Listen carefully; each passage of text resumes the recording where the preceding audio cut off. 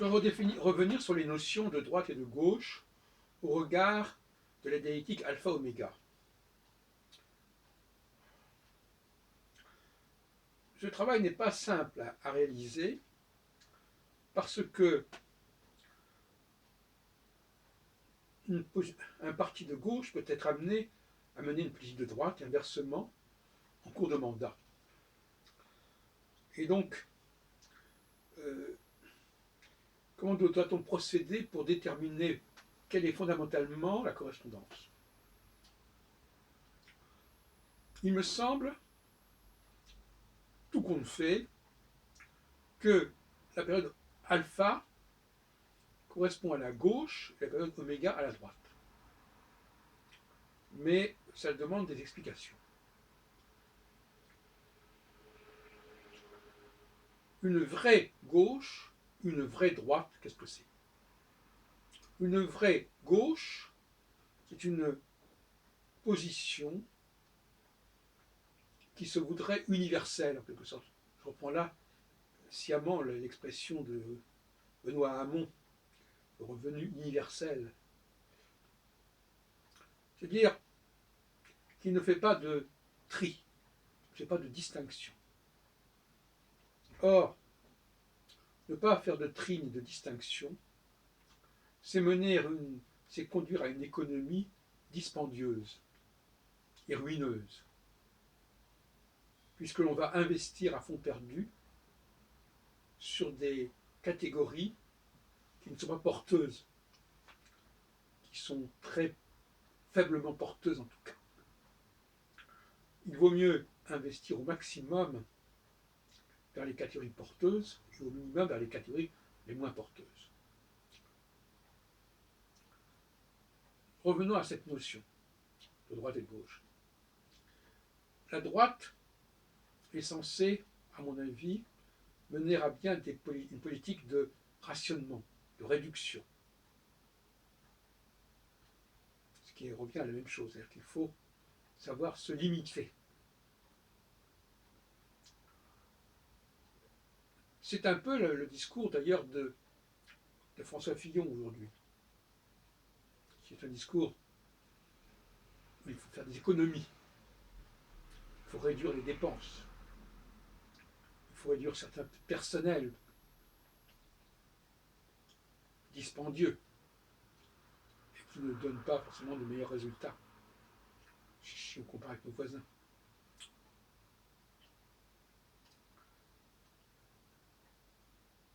Une politique oméga, une politique donc où l'on fait des économies, où l'on pratique une certaine forme d'austérité, de rigueur. La politique alpha, à l'inverse, c'est une politique de dépense, de consommation, d'acquisition de biens, de pouvoir d'achat.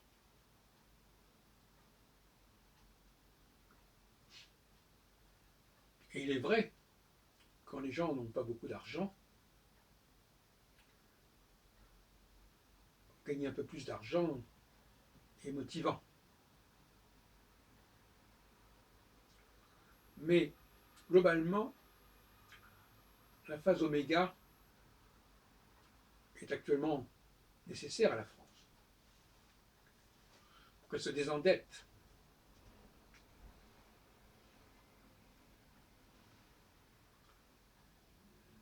Pour qu'elle limite les dépenses.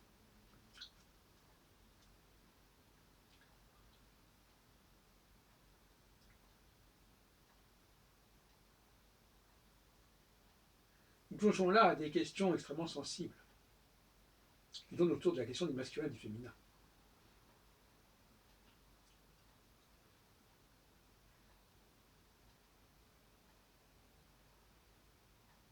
Se limiter, se rationner, signifie d'ailleurs justement à qui ça doit bénéficier, ces rationnements. Au profit de qui doit se faire ces rationnements. Quelles sont les priorités?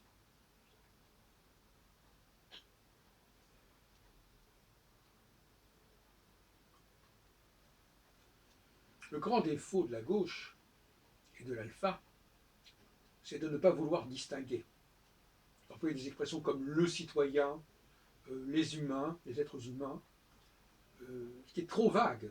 C'est un discours extrêmement vague, celui de la phase alpha. C'est un discours qui emploie une terminologie extrêmement abstraite et vague, et qui est rassurante pour ceux qui ne veulent pas justement qu'on les distingue. Or, il y a des populations qui ne veulent pas être distinguées, qui ne veulent pas qu'on fasse le tri.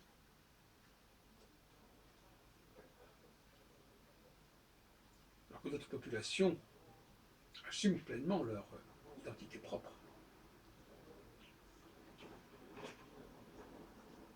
Donc la phase alpha est quelque part une phase de négation.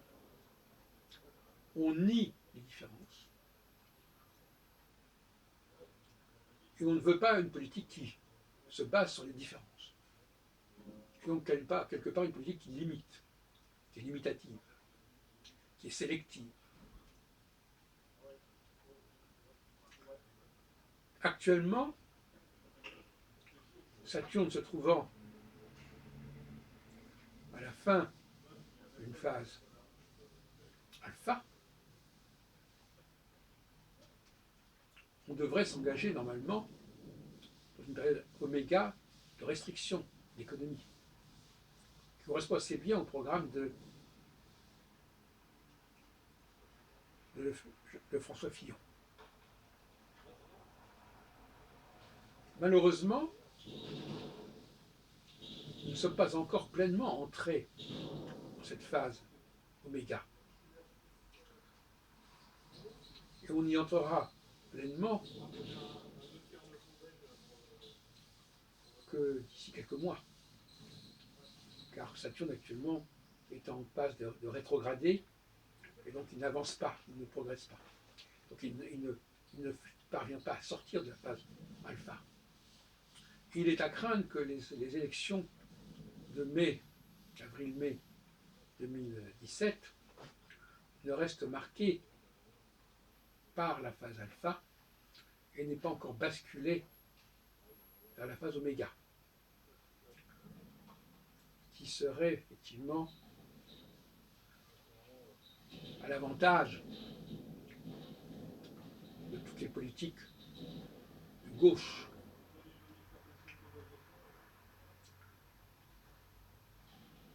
Comme celle de Mélenchon, justement, qui actuellement est en train de doubler Fillon, justement.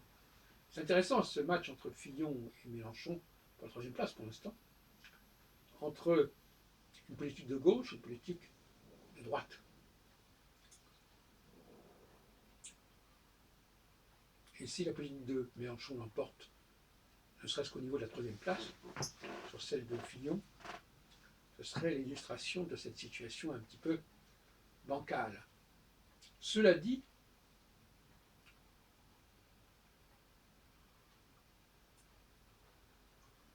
d'ici à un an, quand nous serons bien installés en phase oméga,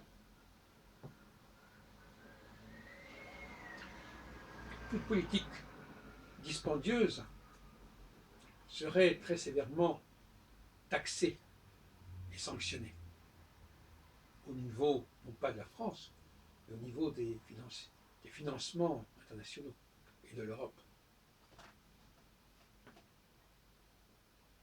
Ce qui voudrait dire, par exemple, que les emprunts au niveau du marché international de l'argent coûteraient de plus en plus cher. Avec un abaissement de la note. Pourquoi ? Parce que nous sommes en train de pénétrer dans une période, pas encore, mais c'est en train de se faire, une période de rigueur, d'austérité. Il faut prouver qu'on fait des investissements cohérents, rationnels, motivés, fondés, et non pas qu'on saupoudre tout le monde comme ça indifféremment.